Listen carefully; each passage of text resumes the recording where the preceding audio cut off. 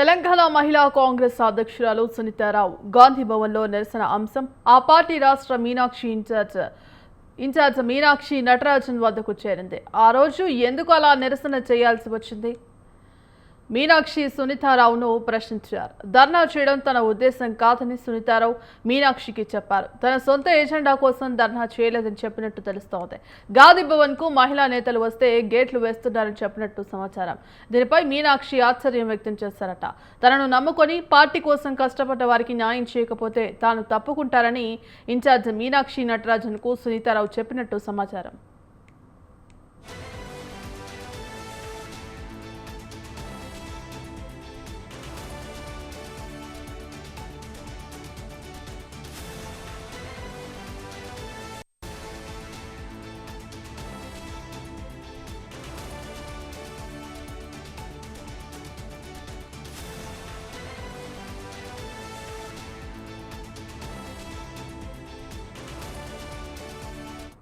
ఇందుకు సంబంధించి complete updates మా కరెస్పాండెంట్ ఉషా అందిస్తారు. ఉషా, ఇటీవల మీనాక్షి వద్ద ఇటీవల సునీతారావు గాంధీ భవన్ లో చేసినటువంటి వ్యాఖ్యలు ఏదైతే ఉందో దానికి సంబంధించి నిరసన అంశం మీద మీనాక్షి నటరాజన్ ని కలవడం జరిగింది.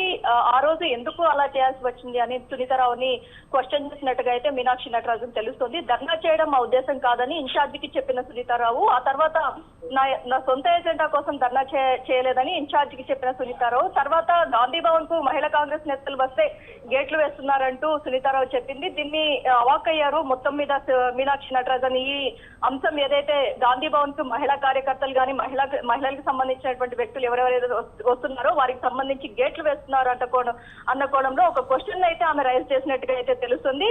నన్ను నమ్ముకొని పార్టీ కోసం కష్టపడే వారిని న్యాయం చేయకపోతే నేను తప్పుకుంటాను అన్న కోణంలో కూడా ఇన్ఛార్జికి మీనాక్షి నటరాజన్ కి కూడా ఆమె చెప్పినట్టుగా అయితే తెలుస్తుంది. మొత్తం మీద సునీతారావు అంశం ఇటీవల కాలంలో ఏదైతే గత 4 నెలల నుంచి చూసుకున్నట్టయితే సునీతారావు స్తబ్దుగా ఉన్నటువంటి మహిళా నేత ఎవరైతే ఉన్నారో ఈమె ఆల్ ఆఫ్ సడన్ వైరల్ కావడము, ఆ గాంధీ భవన్ లో నిరసనకు దిగడము, అలాగే దీనికి సంబంధించి ఆమె వెనుక ఉన్నటువంటి శక్తులు ఎవరు అనుకోవడంలో కూడా మొత్తం ఫీడ్బ్యాక్ కూడా మీనాక్షి నటరాజన్ తీసుకున్నట్టుగా అయితే తెలుస్తుంది. ఈ రోజు సునీతారావు మీనాక్షి నటరాజన్ 2 రోజుల పర్యటనలో భాగంగా ఆమె వెళ్లి మీనాక్షి నటరాజన్ ని కలవటం కూడా ఒక ఇంత ఆసక్తికరంగా ఉందనేసి తెలుస్తుంది.